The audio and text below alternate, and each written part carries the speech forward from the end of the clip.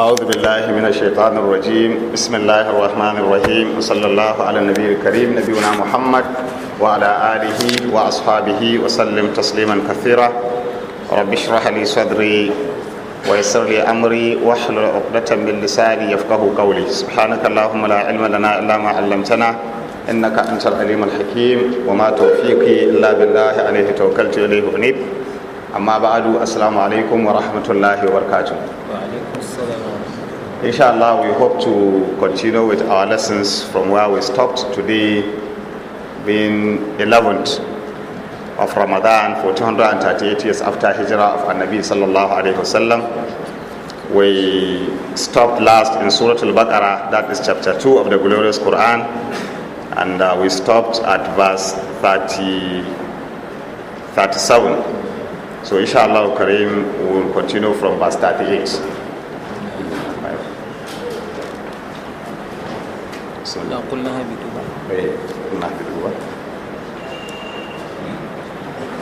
أعوذ بالله من الشيطان الرجيم. بسم الله الرحمن الرحيم. قلنا اهبطوا منها جميعا فإما يأتينكم مني هدى فمن تبع هداي فلا خوف عليهم ولا هم يحزنون والذين كفروا وكذبوا بآياتنا أولئك أصحاب النار هم فيها خالدون. Now, Allah subhanahu wa ta'ala told us in the verses earlier before now that Nabi Adam alayhi salatu wasalam did sought for Allah's forgiveness and Allah ta'ala forgave him. Fataba alayhi fatalaqa Adamu min rabbihi kalimatin fataba alayhi innahu huwa at-tawwabur rahim.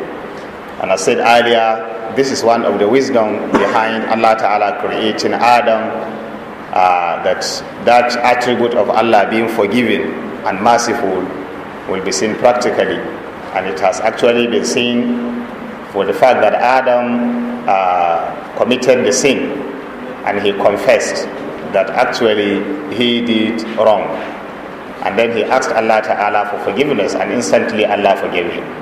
So we have seen that whatever kind of sin someone can commit, Allah Subhanahu wa Ta'ala is there and willing to forgive. All that is there is that the individual should come back to Allah to be remorseful and feel and regret what he has done, and then ask Allah Ta'ala for forgiveness. Scholars of Islam told us that among the conditions of seeking for Allah's repentance is regret and nadmu ala ma fat. That is a very important condition. You have to regret the act that preceded, that you have committed earlier, which is wrong, and then you take intention between you and Allah that you will never come back to this sin again, and Allah is willing to forgive. So Allah Ta'ala forgave Adam, and therefore Adam came to the world without any sin with him. He has been forgiven completely and no any trace of that particular sin. All that is there is that Adam should have now learned lessons, and also all those that will follow should have learned lessons, that they are warned not to go to a particular area by Allah Subhanahu wa Ta'ala that shouldn't go. If they there go, this is the consequences of that. So Allah Subhanahu wa Ta'ala now said, قُلْنَا هَبِطُوا مِنْهَا جَمِيعًا. Now all of you should descend from and come down from that garden. So you now come down to the place where Allah Ta'ala created Adam to stay, and that is the wall itself. When he was to create Adam, he said, إِنِّي جَاعِلٌ فِي الْأَرْضِ خَلِيفَةً. He didn't say, إِنِّي جَاعِلٌ فِي الْجَنَّةِ خَلِيفَةً. So Allah did not create Adam to stay in Jannah. He created him to come to the world. So now it is time. Allah Ta'ala said, all of you, Adam, Hawa, that's his spouse, wife, and also the devil, all of them now come down to the surface of the earth. فَإِمَّا يَأْتِيَنَّكُم مِّنِّي هُدًى فَمَنِ اتَّبَعَ هُدَايَ فَلَا خَوْفٌ عَلَيْهِمْ وَلَا هُمْ يَحْزَنُونَ. By the time you come to this world, or you leave the garden, you now arrive in the world. If my guidance happens to come to you, my guidance, that is the guidance of Allah subhanahu wa ta'ala. If that guidance comes to you, then فَمَنْ تَبِعَ هُدَايَ whoever followed my guidance, then فَلَا خَوْفٌ عَلَيْهِمْ وَلَا هُمْ يَحْزَنُونَ. They will have nothing to fear, nor will they grieve. Therefore, go down to the surface of the earth. But then Allah is kind and merciful, do not leave them on their own. Allah promised that He's going to send guidance to them. This guidance is one of the gift of Allah subhanahu wa ta'ala to humanity, which will also serve as a weapon against the devil. Because Allah ta'ala now said that this is the guidance that if you hold on to, then nothing will scare you. You have nothing to fear and no grief. You will certainly come back to Allah as successful servants of Allah subhanahu wa ta'ala. If you look at the words that Allah subhanahu wa ta'ala used in these verses, because all the words of the glorious Quran, Allah subhanahu wa ta'ala make use of them, and they have very, very important features or qualities or attributes or certain things that we must learn a lot of lessons. When Allah ta'ala sent Adam, sent Hawa, sent the devil, and said they should come to the world, and He is going to send them guidance, what are they going to do with the guidance? He said, فَمَنْ تَبِعَ هُدَايَ, whoever followed my guidance. He didn't say whoever memorized my guidance. Whoever followed my guidance. So what Allah wants with people to do with guidance is to follow it. Follow the guidance. If you refuse to follow the guidance, it will not lead you to anywhere. Follow the guidance. Imam Al-Ghazali was saying while explaining a certain situation, he was given an example or a parable, for example. He said, take for instance someone who happened to find himself in a forest or in a deep forest, for example, and in that particular forest there are so many dangerous animals, very deadly ones, that any slight mistake from him can cost his life. But then he was given a manual on how to live in that particular forest, and then he has a weapon that he is to use to protect himself. He said if that particular person finds himself in that forest and then he starts hearing those particular deadly animals trying to attack him, or he starts feeling that he is in danger, what will he do with those weapons and the manual? He will pick the manual. If he has not memorized everything, then make use of that particular weapon, prepare himself so that he will put it into use. He said, what can you say if that particular person now begin to appreciate the manual and appreciate the weapon, and said, no, my weapon is very, very good, it's excellent, it cannot be compared with anything. He's just appreciating that and praising it. And those animals took step of attacking him. Would that praising the weapon protect him? What can only protect him is if he put it into use. So he said the same thing with knowledge. If you begin to just praise your knowledge, appreciate the beauty of what you have, and you don't put it into use, it will not protect you. So knowledge has to be put into use. The same thing, guidance. If we begin just to appreciate guidance of Allah Ta'ala, as some of us sometimes will do, we appreciate Islam, we say we are proud of Islam, we are proud of the deen, we memorize Al-Quran, we even compete for the kind of recitation we have of Quran. We do all these things, but how about implementing the guidance of the Quran? How about following the guidance of the Quran? Just appreciating that the Islam is beautiful, appreciating that Quran is wonderful, appreciating all this is cannot protect one from the shaitan that will attack him. What can only protect him is to put the Quran into use. So by implication, rather than just limiting our competition on how best we recite Quran, it's good we begin to compete how best we implement the Quran. Maybe we get different groups competing on who is the best, which group best implement the Quran injunction on giving out zakat, which group best implements the Quran injunction. This will show that we are implementing the Quran. Not just being proud of the greatness of the Quran, and also appreciating the beauty of the recitation of the glorious Quran, and then also being proud that we are Muslims. So Allah subhanahu wa ta'ala said, فَمَنْ تَبِعَ هُدَايَ, whoever followed my guidance. So the guidance have to be followed. It has to be followed. Then if that particular guidance is being followed, then Allah give humanity an assurance that it will be fully protected. It will not have anything that will make it to fall into the state of frustration, fear, anxiety, or whatever. It will be fully protected. In another place in the glorious Quran, Allah subhanahu wa ta'ala said, وَمَنْ أَعْرَضَ عَنْ ذِكْرِي فَإِنَّ لَهُ مَعِيشَةً ضَنْكًا وَنَحْشُرُهُ يَوْمَ الْقِيَامَةِ أَعْمَى. Allah Ta'ala said, whoever turned away from this my remembrance, this guidance of the glorious Quran, which Allah said you should follow, whoever turned away from it, then he should be prepared for difficult life. Ma'ishatan danka. He should be prepared for difficult life. وَنَحْشُرُهُ يَوْمَ الْقِيَامَةِ أَعْمَى. And on the day of Al-Qiyamah, he will be raised blind, meaning confused, not knowing where to go or where he's headed. He will even ask Allah Ta'ala, رَبْ لِمَ حَشَرْتَنِي أَعْمَى وَقَدْ كُنْتُ بَصِيرًا. My Lord, why did you raise me blind, not knowing where to do, while I actually have my sight? I knew what earlier before I can see. Allah subhanahu wa ta'ala said, كَذَلِكَ أَتَتْكَ آيَاتُنَا فَنَسِيتَهَا وَكَذَلِكَ الْيَوْمَ تُنْسَى. That is how my verses, my ayat, my signs, my guidance came to you. You just throw it away and forget about it. And in the same way, you will be abandoned. Allah Ta'ala says, will not abandon you.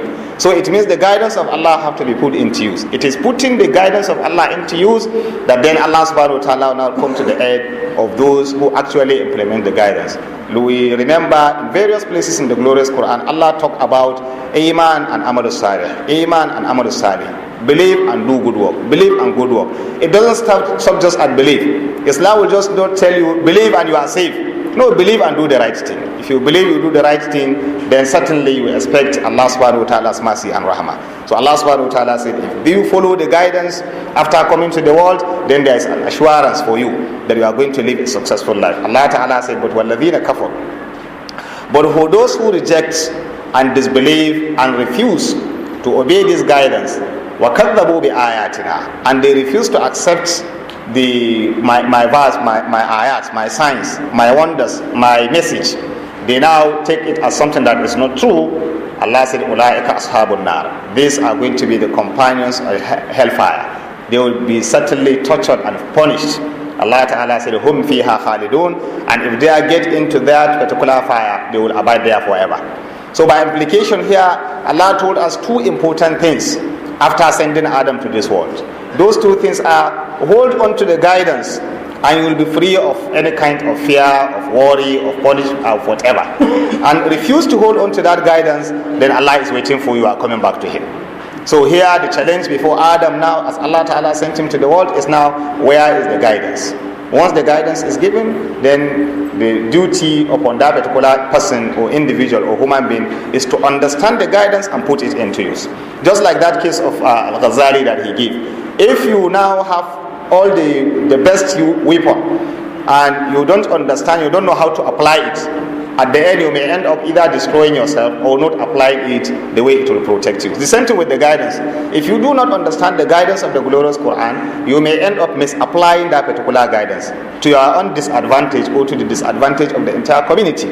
And that is why you see a lot of crisis and confusion if the guidance of the glorious Quran or Islam is not properly put into place. Everybody will just implement whatever he wants to implement, whether he understands it or not, whether it is right or not. Then you certainly will expect a lot of problems and troubles to come. So the best is what? Understand the guidance.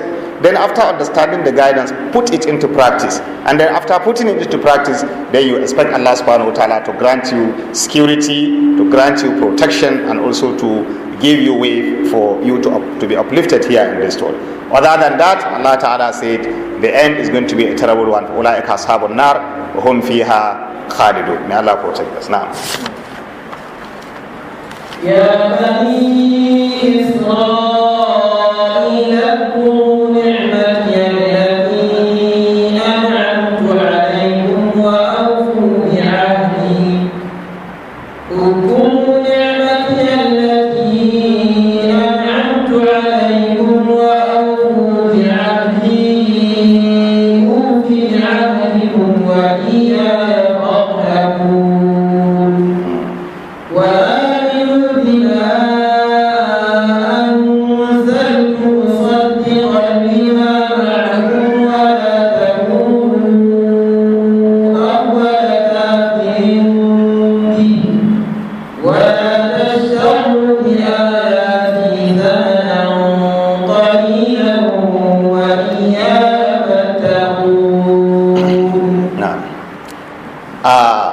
The first part of the glorious Quran, if you look at it carefully, Allah Ta'ala mentioned different categories of people in Surah Al-Baqarah. The people that sincerely believe and accept the truth and also are willing to obey the truth. Those are the believers. And Allah Ta'ala told us that certainly Allah prepared a place for them to succeed after their stay here in this world, and also they will succeed in this world. Then Allah told us the second category of people, those that rejected the truth, the disbelievers. Then Allah told us another category, those that are neither here nor there, the munafiquns. And Allah told us all about them. Then Allah now told us about the history of our creation, how we all started. Allah told us the issue of what did happen in Jannah between Adam alayhi salam and also the devil. And now the whole world, Allah Ta'ala is now telling us that Adam now has been sent to the world, and Allah has promised to send guidance to the world. So the Quran now is shifting to another issue now, that okay, there are a certain group of people that might be favored by Allah Ta'ala to probably understand the guidance, Allah to select them to do the best that they expected for human beings to get. But yet still, how do they appreciate that favor that Allah Ta'ala has done to them? If you recall, historically, at the beginning of Surah Al-Baqarah, we say we need to understand the context. At which kind of situation did Allah Ta'ala reveal Surah Al-Baqarah? Allah revealed Surah Al-Baqarah after the Muslim migrated from Mecca, when they were under serious problems and the enemies, they are not free and they are not organized as a community. Now after coming to Medina, they are now a community under a leadership. But they are not the only ones in Medina. At Medina, there are people that were also blessed with the heavily revealed books, and those are the children of Israel. They were blessed with heavily revealed books, and there are people that don't believe in the deen, and then there are munafiqun and whatever. So in Medina, the Muslims now are facing different kinds of communities, just as they themselves are now a community. So all whatever is in the glorious Quran, Surah Al-Baqarah here, is to train them to learn how to live as a community with others that are living. And Allah now telling them the stories and information about others that lived before them and what did happen, and what are the implications of their various actions and activities and whatever, so that the Muslim will learn how to live as a community. So Allah Ta'ala now, the first story that Allah Ta'ala gave after the history of the story about our creation is the story of a great people that Allah Ta'ala elevated and honored and also favored, and those are the children of Israel, Banu Israel. And remember, when the Muslims migrated, they came and met the children of Israel, in Medina, settled there. Why were they settled? Historically, it was shown that because it is not their land, but they came and settled there. Historically, it was mentioned that they came and settled there because they had prior information from their own predecessors among their scholars that a time a prophet or a messenger will be sent at the end of time, and that one that will be sent, he will be sent in a particular land. The description of the land perfectly fits Medina, that he's going to come there. So it was said that so many among them decide to, in one way or the other, move to that kind of land to stay. And by their stay there, what assisted the people of Medina even to accept Islam? At that Bay'atul Aqbatul Ula and Thaniya. At that their stay there, whenever there is any problem between them and the Aus or Khazraj, they will be telling them that we are a noble people. We have been selected and we have been by God, and we have been given message, and we were told that we will be assisted by God sending a messenger, that we are going to be together with him, a prophet, and if we are together with him, we will destroy all this idol worship that you people are doing.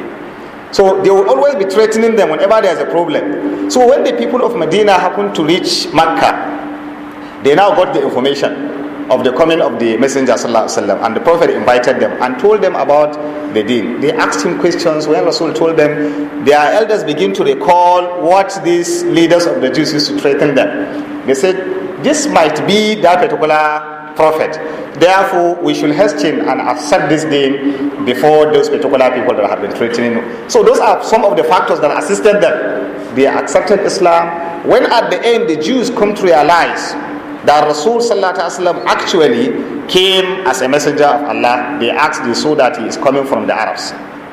But to them, they look down upon the Arabs, that they are noble people, that the Arabs are even nobody. Who are the Arabs? After all, even in terms of of greatness in their civilization, they are nowhere to be found. They are, even in terms of intelligence, they take themselves to be more intelligent than the Arab or whatever. So how could they lower themselves now to follow the Arabs?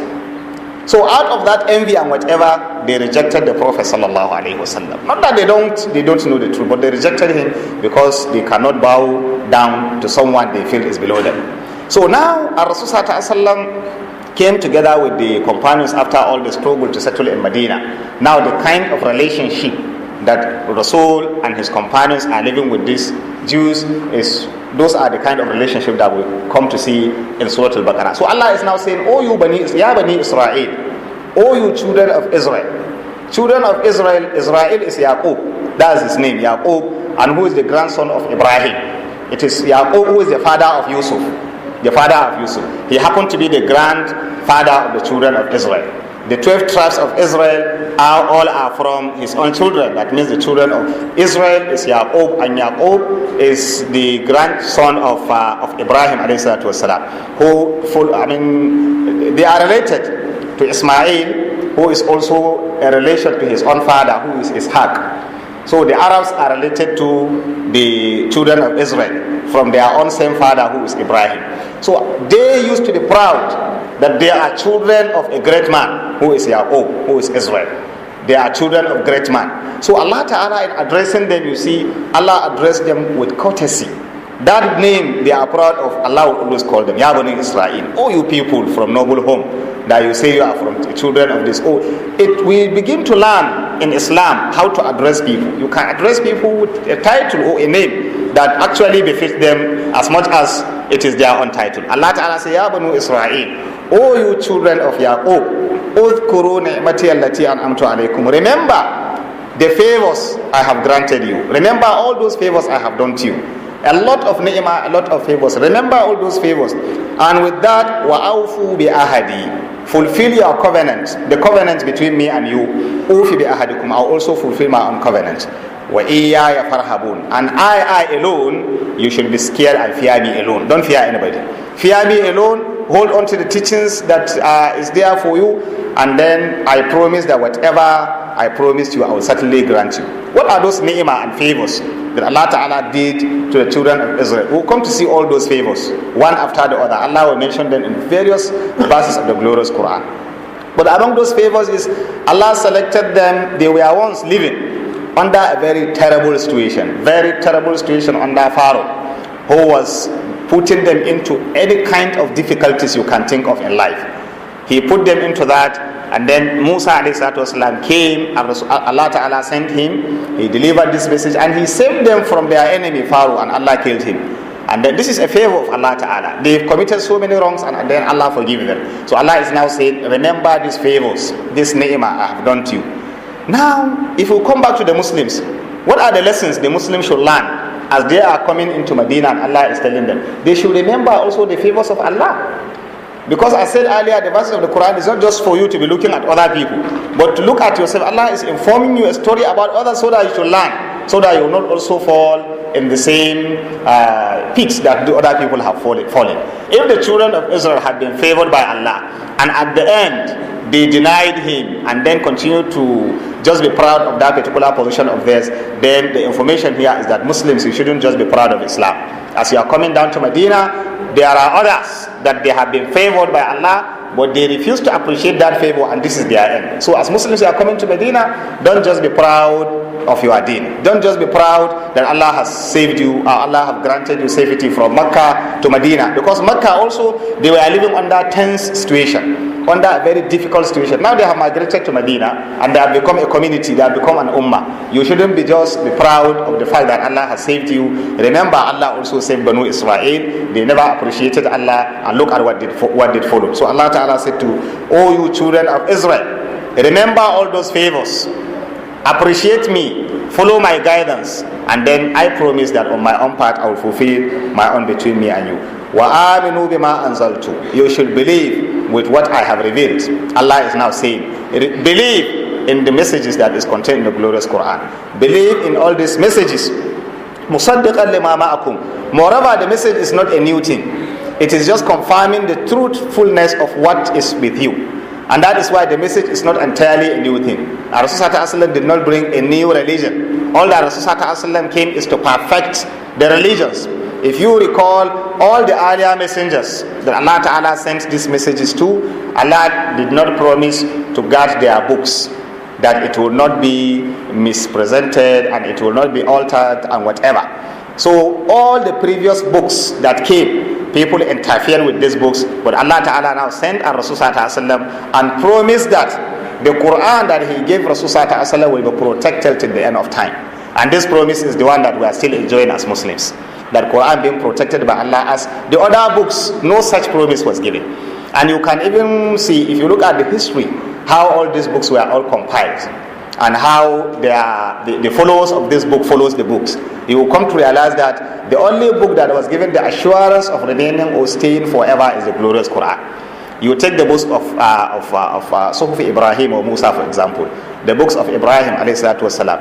Even though the Arabs used to be proud as followers of Ibrahim, but they never memorized the Suhuf Ibrahim. They are known to be people that memorize, series of things in their life, but yet they didn't memorize the Suhuf of Ibrahim, even though he's from them. Then you look at the Torah that Allah gave Musa. Nobody memorized the Torah completely. The Jews never memorized the Torah completely. All they do is that they know the messages contained in it and they call and apply. Then you look at what was given, the Injil that was given to Christ, Jesus Christ. None of his followers also memorized the entire Injil. None of them memorized it. All they are doing is that to report it based on what they could recall. And that is why even in recording the Injil, that means the New Testament, you always see the gospel according to so-so person, the gospel according to so-so person, the gospel according to so-so person. So all of them were recording these things according to what they were able to gather. But then the glorious Quran, Allah Ta'ala gave Rasul to memorize first. He himself to memorize. Then after memorizing, his followers to also memorize. Then put it into them. And you see it historically it has followed. Right from the time of Rasul up to now, you have people memorizing the book. So nobody can dare interfere with that particular book. But Allah subhanahu wa ta'ala have made, if today in the entire world, all means of writing will stop to work, all computers will cease to work, all pen and paper will vanish, anything that has to do with writing will vanish, what book will you have 100% assurance that that book will remain intact? It's the glorious Quran. You have 100% assurance it will remain intact because Allah has put it safely in the minds and hearts of people. Some that don't even know its meaning, Allah will keep it safely there. Let it remain there. So you have several people, some don't even know the meaning, some will be able to understand, some are even children. They memorize this book because it is a message that Allah Ta'ala has sent to humanity. It is a message that will remain there forever. So Allah Ta'ala is saying to Banu Israel that this message that Rasul brought is not a new one. It is rather a message to confirm all those things that Allah Ta'ala earlier on sent to Prophet Musa alayhi salatu wasalam. And certainly that is why in Islam you believe in all the messengers. Among the articles of Iman, the belief of Muslims, you believe in all the messengers. You believe in Noah, you believe in Abraham, you believe in Jesus, you believe in Moses. All of them. لا نفرق بين أحد منهم ونحن له. We don't differentiate between any one of them. And the same thing, all the messages, you have to believe that the Injil, the gospel was sent to Christ. You have to believe in the gospel of Christ. You have to believe in that. You have to believe in the message that was sent to Musa alayhi salatu wasalam. You have to believe in all these things. All that Quran is telling us that certain things have been added, certain things have been have been removed, and certain things have been misrepresented. So the Quran is there to serve as muhaymin. The Quran is there to serve as a clear means of differentiating between what is the right and what is the wrong, what is the truth and what is false. So Allah is now telling the Banu Israel that وَآمِنُوا بِمَا أَنزَلْتُ مُصَدِّقًا لِمَا مَعَكُمْ وَلَا تَكُونُوا أَوَّلَ كَافِرٍ بِهِ. You shouldn't be the first to reject it, because you have been favored by Allah to know the truth right from the beginning. You have been favored by Allah Ta'ala to know that messages of Allah Ta'ala have been sent to the world. Don't be the first people in the forefront to reject what is the truth. And also it's a message to us all. If you happen to know what is right, don't be in the forefront in fighting what is the truth. You have to do your best to ensure that you conform and follow what is the right guidance. Allah says, وَلَا تَشْتَرُوا بِآيَاتِي ثَمَنًا قَلِيلًا وَإِيَّايَ فَاتَّقُونَ. And you should never transact business with my own ayats that means with my own verses, with my own message, with thamanan qalila, with a money that is very few or very little. That means don't give the truth in exchange for money or material thing, because however big a material thing is, it's still qalil, it's still little. However much, whatever you get. So don't dare exchange the truth with that little thing that will be given of the world. You remember I said whatever exists in the world is said to be little. Whatever exists in the world. Because it is what? It is something that is not permanent. Whatever kind of enjoyment. Scholars will say, Annasu niyamun fa iza matu intabahu. People are like sleeping. After that you see reality. So this, all what you are enjoying are like dreams. You see money with this person, you fight this person, you love this person, you hate this person, you fight. They are just like dreams. When you find yourself in the grave, you now see the reality. And you say, oh, so all those things are gone, and they are certainly gone. It is said that those that disbelieve will now be saying, oh Allah, rabbirji'uni la'alli a'malu salihan fima tarakt. Allah, after that I have seen reality, let me go back and now do the right thing. Now, opportunity is only once to live and then die. So that opportunity will never be given. It's like the one who dreamt. After dreaming, enjoying the best of enjoyment, then all of a sudden he now wakes up and he begins to tell his friend, gentleman, I've been enjoying this, and I say, okay, go back and continue the enjoyment. It's just a joke. So the same thing of life.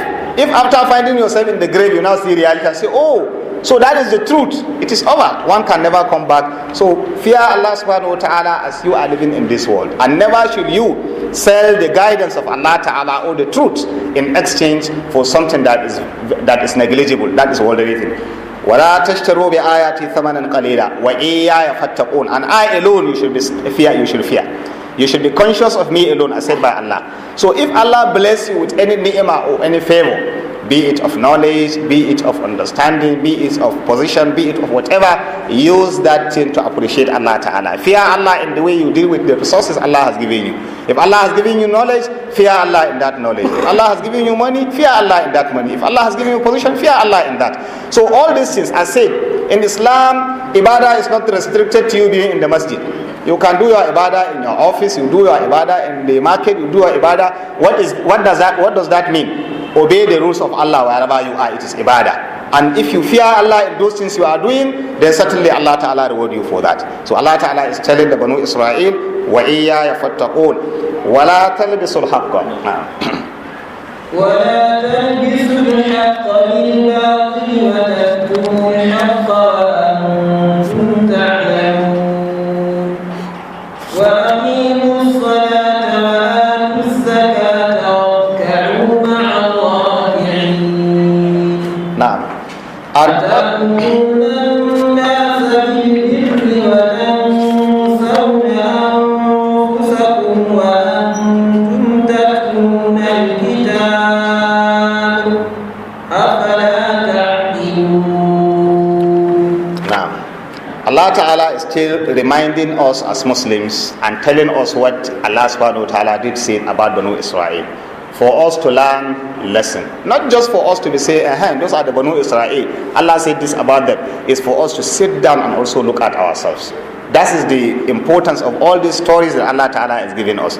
So Allah Subhanahu wa Ta'ala said, وَلَا تَلْبِسُوا الْحَقَّ بِالْبَاطِلِ وَتَكْتُمُوا الْحَقَّ وَأَنْتُمْ تَعْلَمُونَ. وَلَا تَلْبِسُوا الْحَقَّ بِالْبَاطِلِ. You should never confuse the truth with falsehood, so that you don't mix up the truth with falsehood in attempt to confuse people. Because in so many instances or so many cases in life, if someone wants to seize a particular advantage of people that are not well knowledgeable, he will now try to confuse them. And by the time he confuse them, then he will seize that opportunity, and then he will do. And this is exactly what the Banu Israel were doing even in Medina.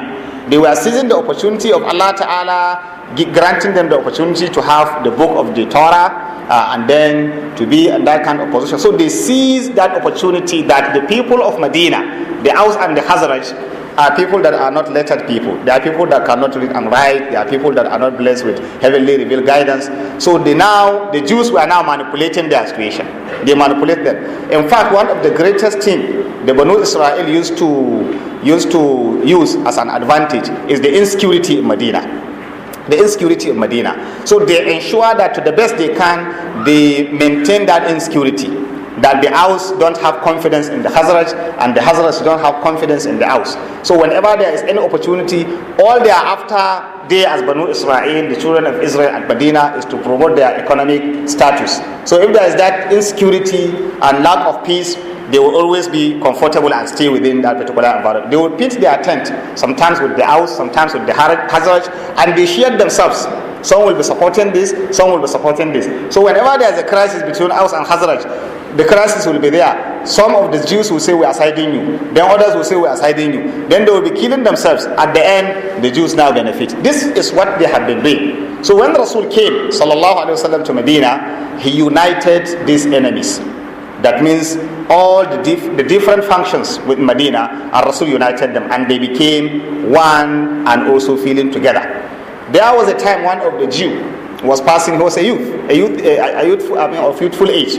He was passing by. He saw an Ausi and a Khazraji. They were sitting down discussing, friendly. So this youth sat down and then was deeply thinking. Then the other person said, what are you thinking? He said, we are in danger in this city. There is a danger that is facing us. He said, what kind of danger? You see these people. They were known to be arch enemies. They were known to be on each other's throats. We are living, and you know that to our own advantage. Now, these people are coming together. They are staying, relating excellently well. Our future is certainly threatened. And I fear what might follow later. So they said, it's quite true. Now, what should they do? So this particular youth now reached where the Ausi and Khazraji were sitting. He reached them as a friend. So they sat down together, they started discussing. All of a sudden, he started telling them some stories. You remember those days, those years? One particular war that was fought. The Ausi were those people that were brave. They defeated the Khazraji. And then, so he started narrating those stories. Before you realize that, they started recalling that. So the one party of the Aus started saying, our people are brave now. Then the other one of Khazraj say, who said your people? It's because of one. Before you realize it, arguments started erupting. Before you realize it, that old enmity started getting revived. And now they were about fighting one another.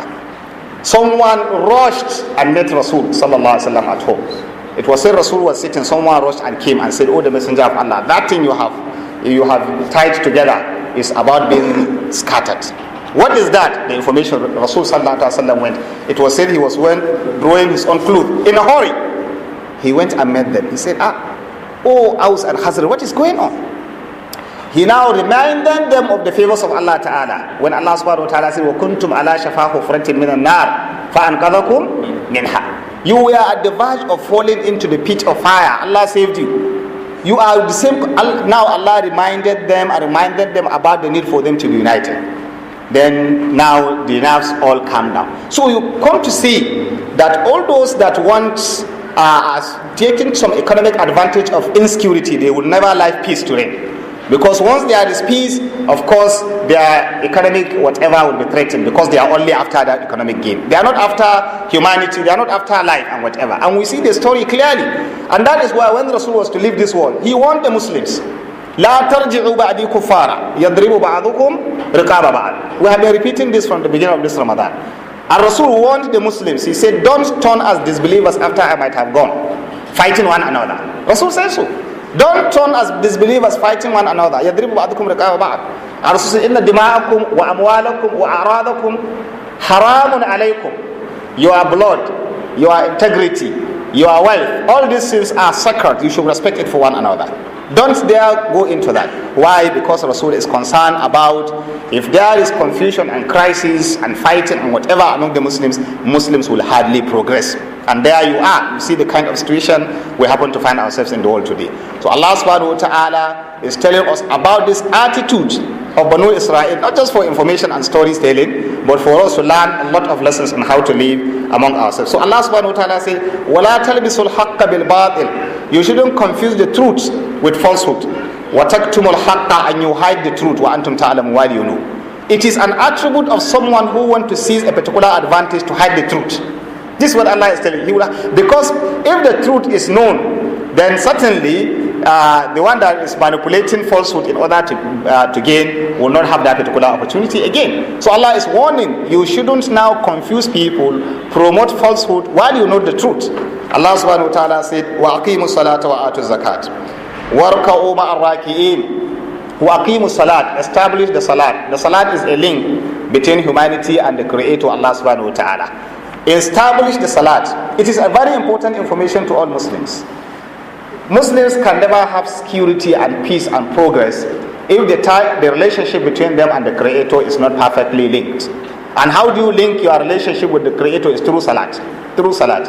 Without salat, then one will have abandoned the Creator and owner of existence, the Creator and owner of peace, the Creator and owner of progress, the Creator and owner of whatever exists. If you cut the relationship between you and Him, then you are on your own. So that is why in several places you see Allah Ta'ala inviting the Muslims, establish the salat, establish the salat. Make sure you are linked up with the Creator of existence. Aqimu salat. Then not only linking with the Creator, link yourself with the created beings as well.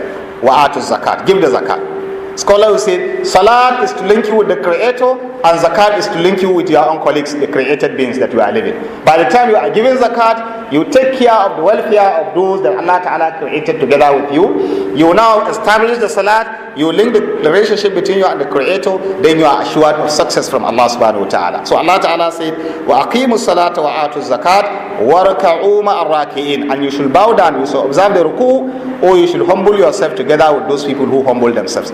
Don't remove yourself away from them. Always do things together. You see, وَارْكَعُوا مَعَ الرَّاكِعِينَ. You should observe the ruku together with those who observe the ruku. Or we should be humbled together with those who are humbled. Because our ruku can take the meaning of humility and humbleness.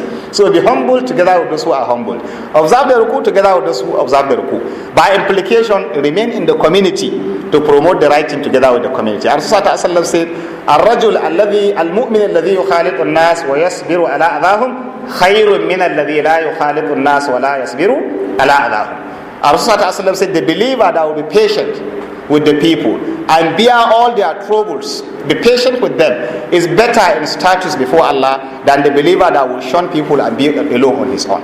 Try to be in the community with all the struggles and whatever. Try to be in the community. The more you exert more effort, the more you get reward from Allah subhanahu wa ta'ala. Don't cut yourself away from the community. Remain with the community, do your best, discharge the best you can discharge of your own responsibilities. You earn reward from Allah subhanahu wa ta'ala. In the same way, you are ibadah. Don't take it alone. You begin to observe your salat alone, you begin to do all your things alone. No, it's a community affair. Try to be together with others. Warka'u ma'arrakin. Observe the ruku together with those who observe the ruku. Or be humbled together with those who humble themselves.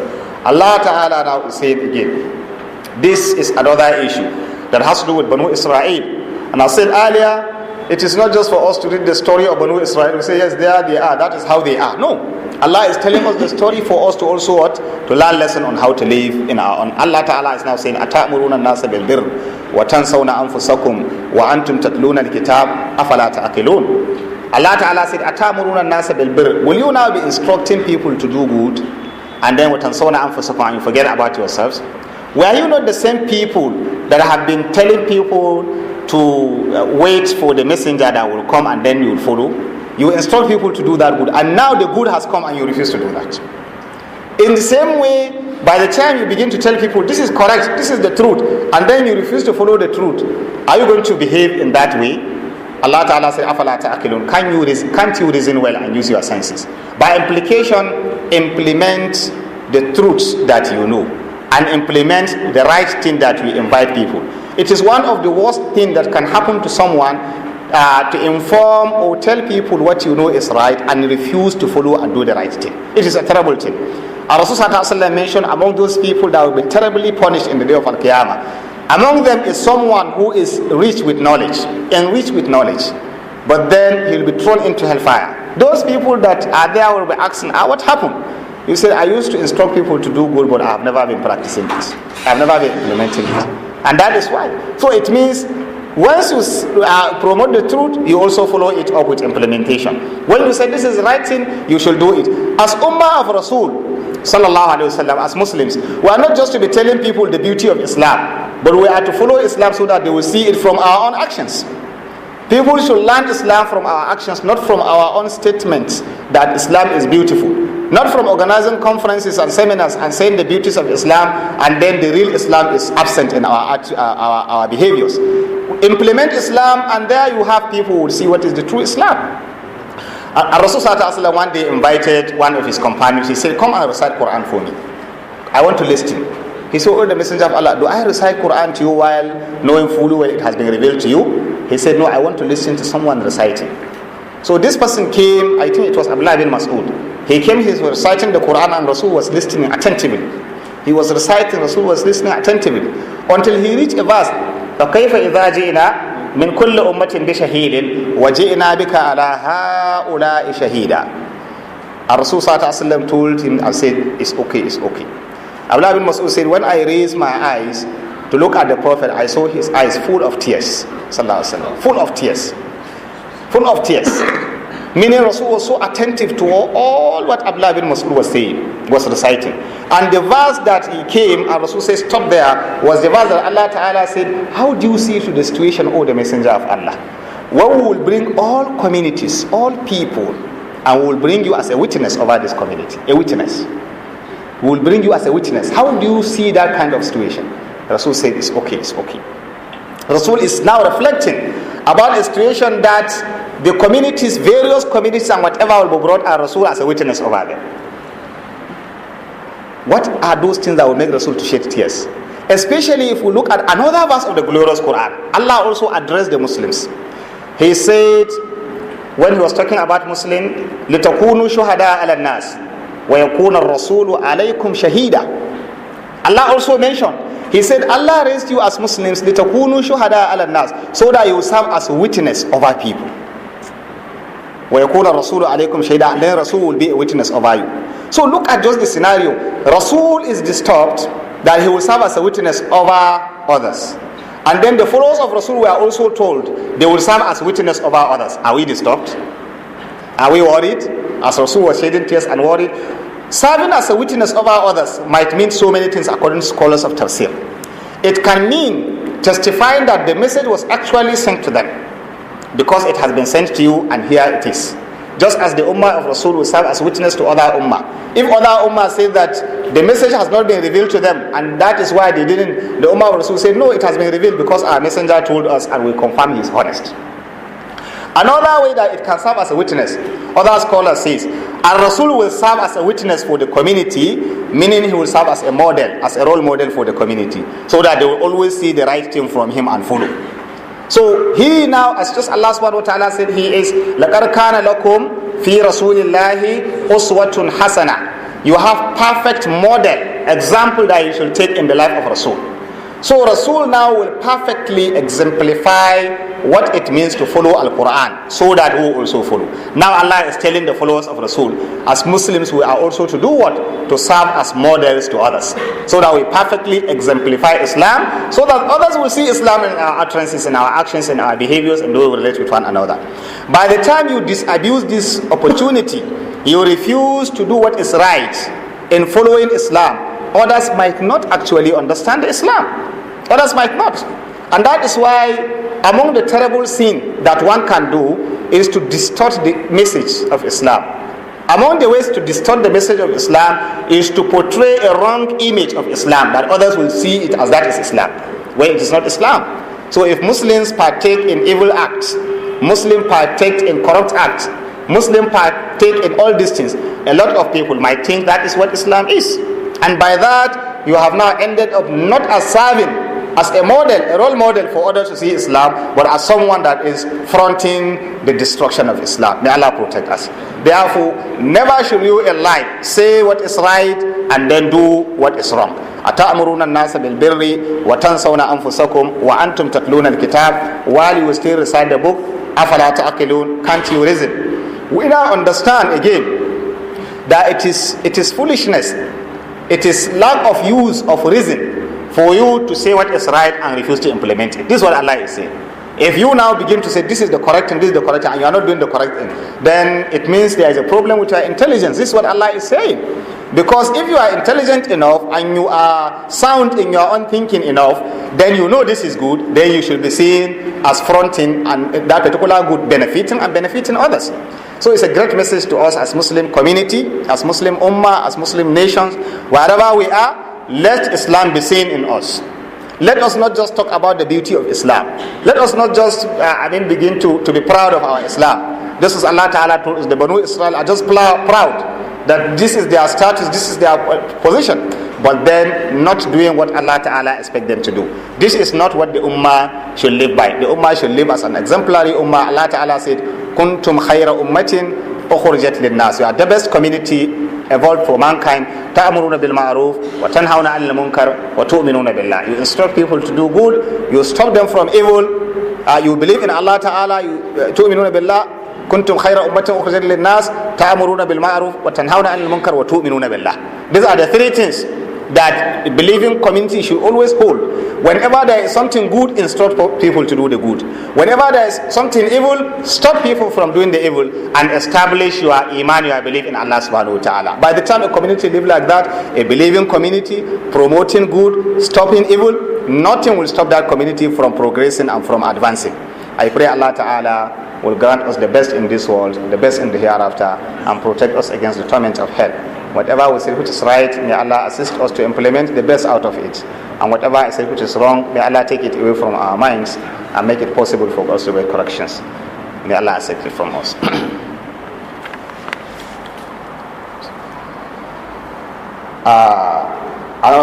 This person said, Assalamu alaikum wa rahmatullah. May Allah reward you abundantly. Amin. And reward all of us and increase us in knowledge. Sir, what is sunnah injunction in observing another congregation salat more than once in the same salat in the masjid or in musalla? With hadith and Quran proof. With hadith and Quran proof. He said, Jazakumullahu khairah. Now, the first thing is that Allah Ta'ala instructs us to observe salat in congregation. And that is why, as we always say, Allah Ta'ala said, Aqimu salat, establish salat in congregation.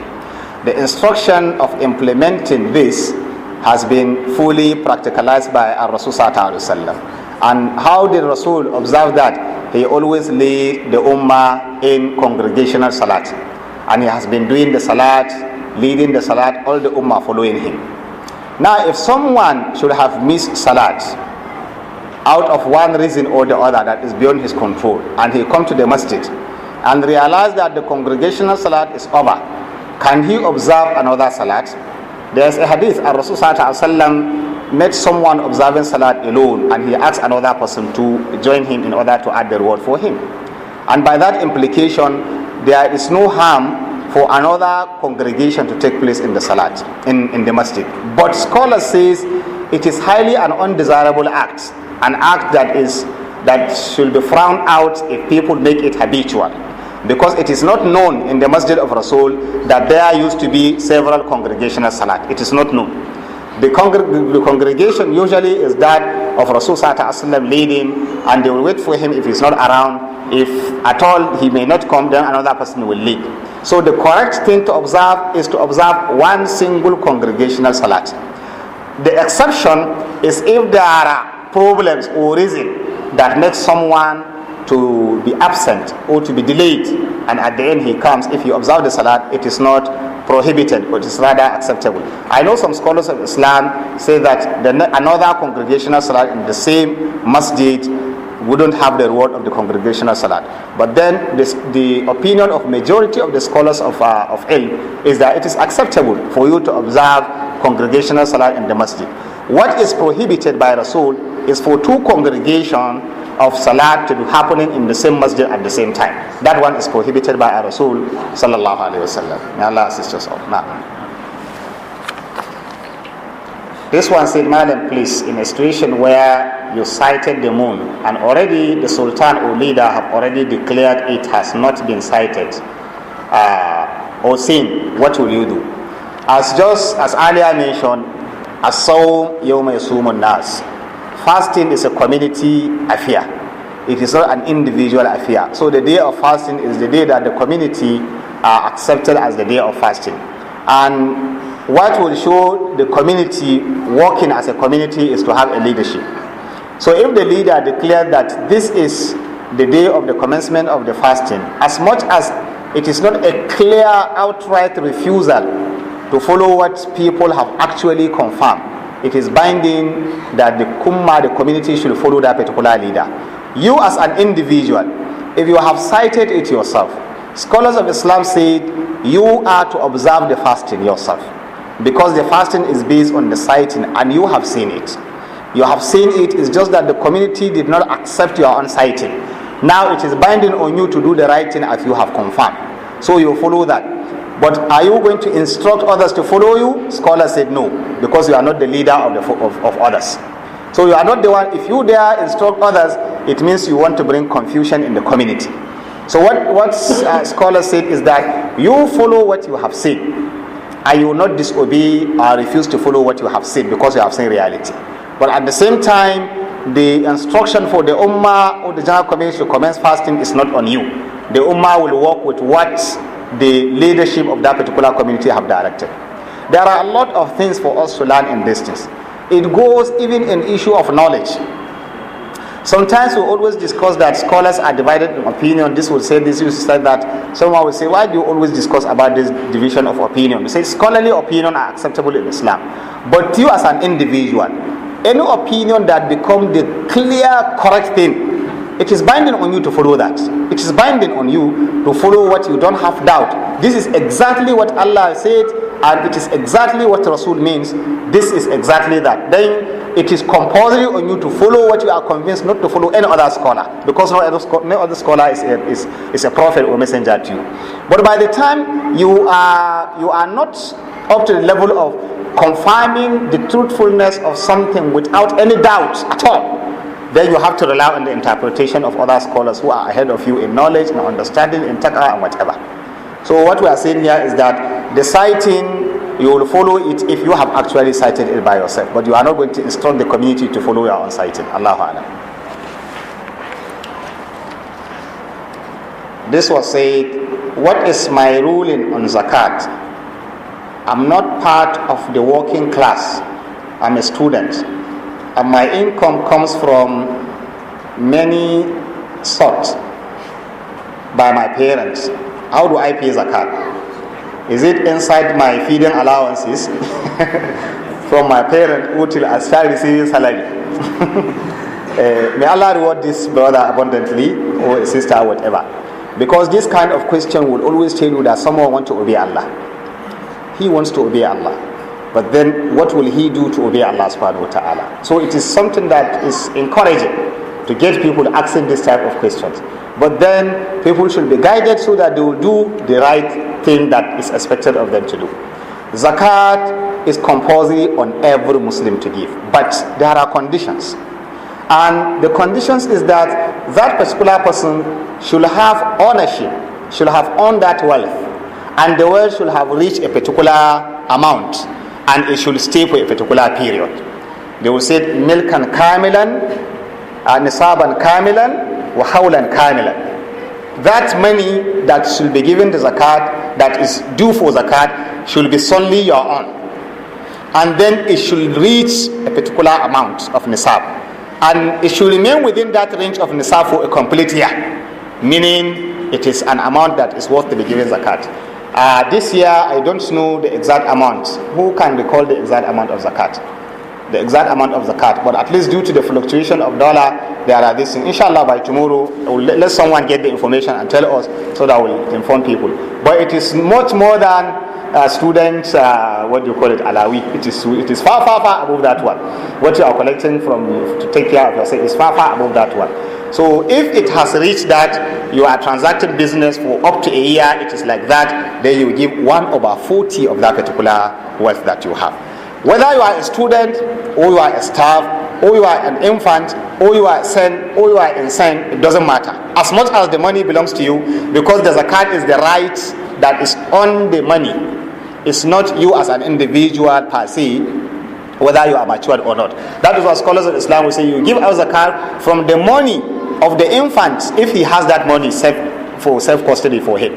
If someone should die and leave his children with millions amount of money in their account, and it remains for up to a year, there is zakat on that amount of money. And if someone is insane and he is blessed with the money, and the money reaches certain level of nisab, those people that are taking care of the money, it is binding on them to remove zakat of that particular money, because it's a right that is on that particular resources that Allah has given. But if it does not reach that amount, then there is nothing on you. But then you give sadaqah of your wealth.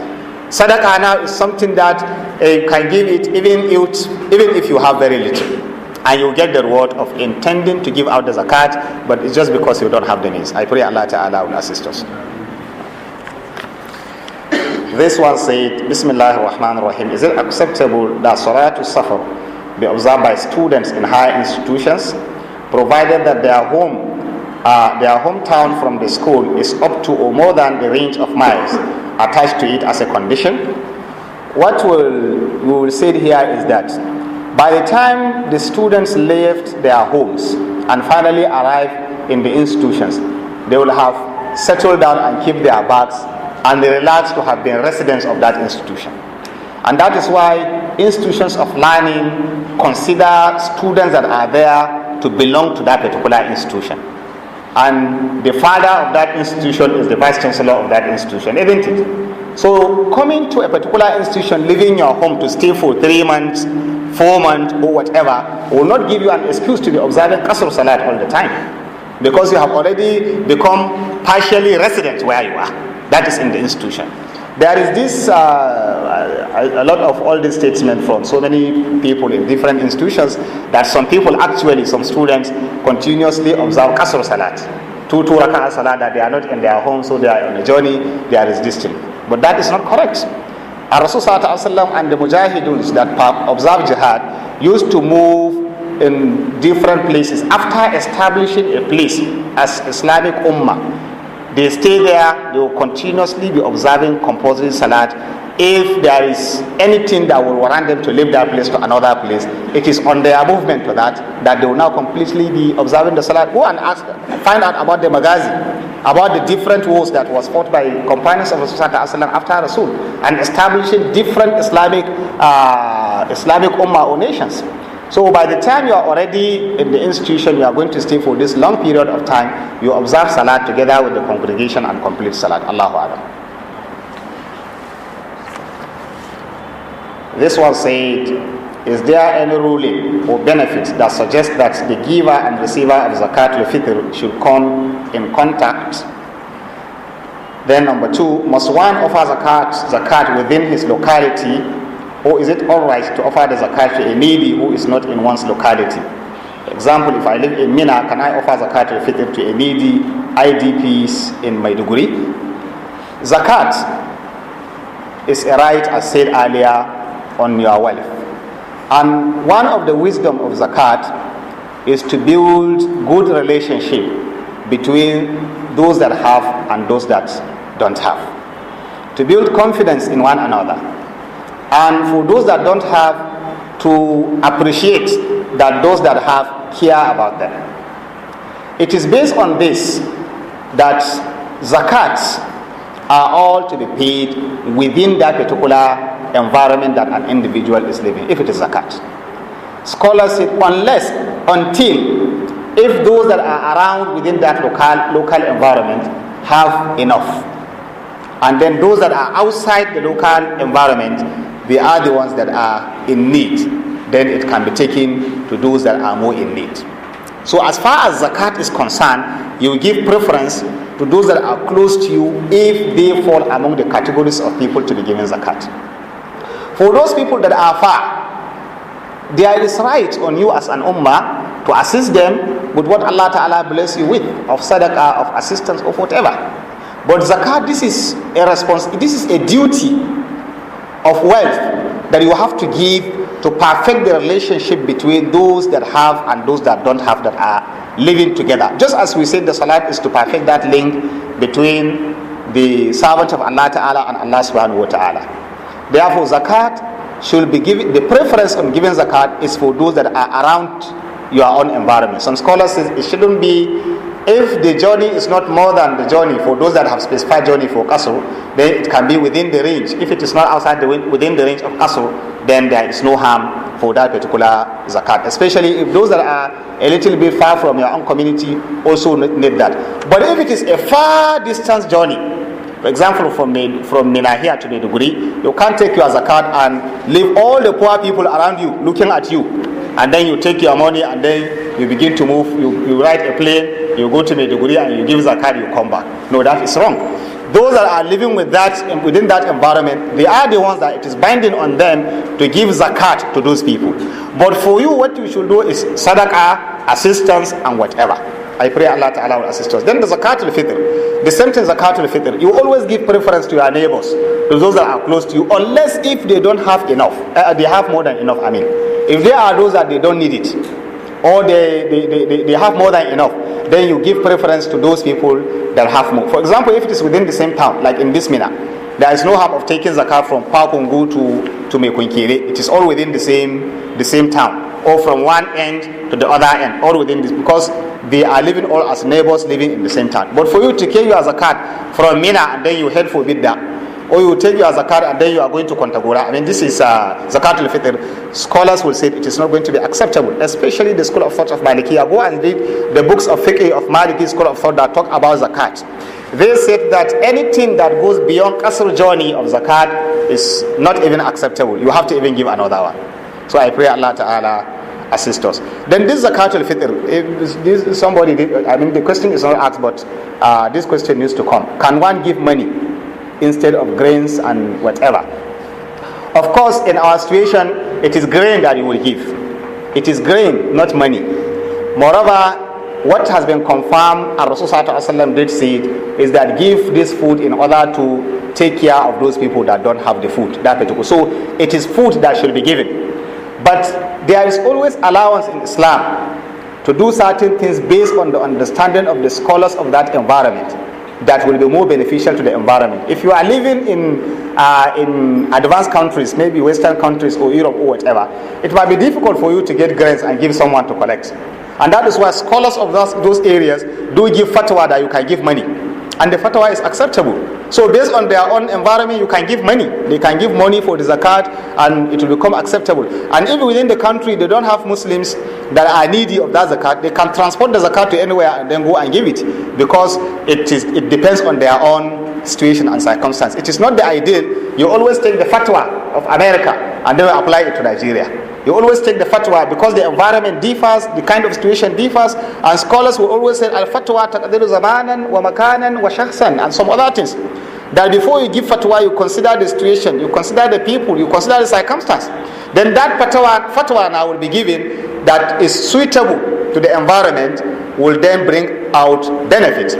But by the time you give fatwa in an environment that completely that is not even applicable, you end up misapplying what you should even apply. Just as we did mention sometimes, some scholars will say your scholars are more beneficial to you than even the predecessors among the scholars. Even though the predecessors among the scholars are more pious and closer to Allah than your own scholars. Why? Because your own scholars live with you. They know your situation. They know how to guide you. The previous scholars probably didn't live in your situation. They might give something based on what they have seen. So your own scholars might be more beneficial to you. But those other scholars are more pious and more closer to Allah subhanahu wa ta'ala, not more than your own scholars. So use a fatwa that is more beneficial to your own community, especially that is given by the scholars that are resident within the community, because they know the environment much more better than those that are not within the environment. I pray Allah ta'ala will guide us straight path. Allahumma salli ala Muhammad wa ali Muhammad kama sallaita ala Ibrahim wa ali Ibrahim innaka Hamidul Majid. اللهم بارك على محمد وآل محمد كما باركت على إبراهيم وآل إبراهيم إنك حميد مجيد. اللهم اجعل اجتماعنا اجتماعا مرحوما وتفرقنا تفرقا معصوما. اللهم لا تجعل فينا ولا منا شقيا ولا محروما. اللهم اهدنا سبل السلام. اللهم نجنا من الظلمات إلى النور. اللهم ربنا تقبل صيامنا وقيامنا وركوعنا وسجودنا. اللهم اجعلنا من عبادك الراشدين. اللهم إنك عفو تحب العفو فاعف عنا. اللهم إنك عفو تحب العفو فاعف عنا. اللهم ربنا لا تضع لنا في مقامنا هذا ذنبا إلا غفرت ولا هما إلا فرجت ولا دينا إلا قضيت ولا مريدا إلا شفيت ولا ميتا إلا رحمته ولا مبتلا إلا عافيت ولا حاجة من حوائج الدنيا والآخرة إلا قضيتها برحمتك يا أرحم الراحمين يا رب العالمين. اللهم صل على محمد وآل محمد كما صليت على إبراهيم وآل إبراهيم إنك حميد مجيد وبارك على محمد وآل محمد كما باركت على إبراهيم وآل إبراهيم إنك حميد مجيد. سبحان ربك رب العزة عما يصفون وسلام على المرسلين والحمد لله رب العالمين. سبحانك اللهم وبحمدك أشهد أن لا إله إلا أنت أستغفرك وأتوب